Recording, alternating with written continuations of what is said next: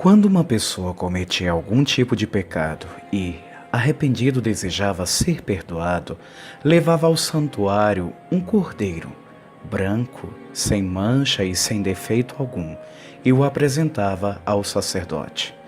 O sacerdote então iniciava uma cerimônia para que os pecados daquele homem fossem perdoados. O pecador colocava as suas mãos sobre a cabeça do cordeiro e confessava os seus pecados. Assim, simbolicamente, os seus pecados eram transferidos para o cordeiro, que deveria ser sacrificado em lugar do pecador. Desta forma, o pecador era considerado justo e o cordeiro morria em seu lugar. Então, o próprio pecador sacrificava o cordeiro, cujo sangue era colocado no altar dos sacrifícios pelo sacerdote, que assava a sua carne. Assim, através deste sacrifício, o pecador tinha seus pecados perdoados e ele poderia voltar para casa tranquilo, perdoado por Deus. Era no dia 10 do 7º mês que ocorria a purificação do tabernáculo. Esse era um dia solene e de profunda reflexão para os israelitas.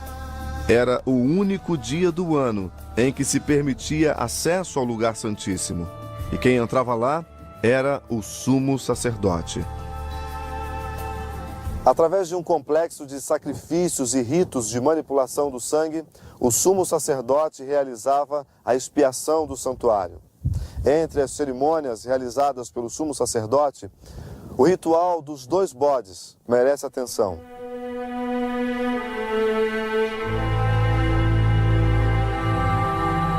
Tomava-se 2 bodes sem defeito, e mediante sortes, um seria para representar o Senhor e o outro para Azazel.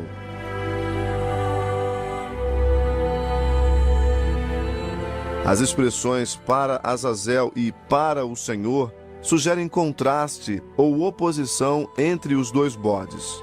O bode para o Senhor, tipificando a Cristo, era sacrificado e o seu sangue utilizado nos ritos de purificação do santuário. Concluídos os ritos de manipulação de sangue que removiam os pecados e impurezas do santuário, o sumo sacerdote impunha as mãos sobre o bode vivo, aquele cuja sorte recaíra para Azazel, confessava sobre o mesmo os pecados do povo e o despachava vivo para abandoná-lo no deserto. O bode para Azazel, um tipo de Satanás, cabe ressaltar, não era sacrificado e, portanto, efetuava uma expiação não sacrificial, não substitutiva. Era um veículo para a remoção dos pecados acumulado ao longo do ano no santuário e que representava a parte desempenhada por Satanás nos pecados de cada pessoa, parcela que agora volta para ele. No dia da expiação, Deus demonstrava a sua aversão e ódio ao pecado, depondo sobre o originador de todo o mal as responsabilidades que lhe eram devidas. Assim, Deus ensinava a todo o povo a sua aversão à transgressão e vindicava o seu caráter como Rei santo e misericordioso.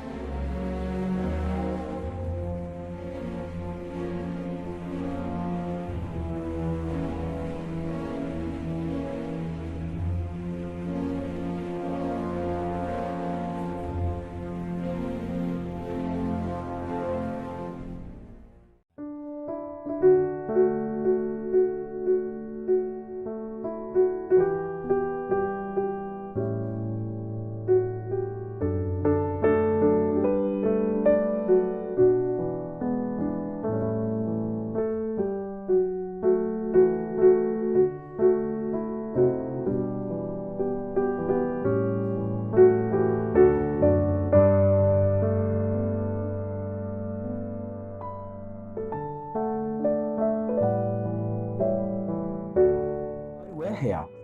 João viu o santuário celestial em vários momentos no Apocalipse e, inclusive, viu vários dos seus objetos, como o altar de sacrifícios, o candelabro e o lugar santo. De fato, em vários lugares, a Bíblia informa a existência desse santuário celestial, que é o lugar onde Deus mora.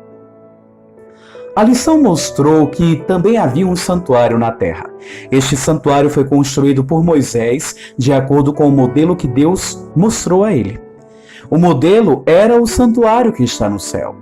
Vimos que o santuário da terra era dividido em 3 partes: o pátio, o lugar santo e o lugar santíssimo.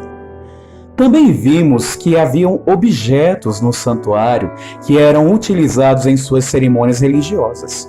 Os objetos eram o altar de sacrifícios, a pia de bronze, a mesa com 12 pães, o candelabro de 7 braços, o altar de incenso e a arca da aliança, que guardava os 10 mandamentos e era coberta por uma tampa de ouro chamada propiciatório.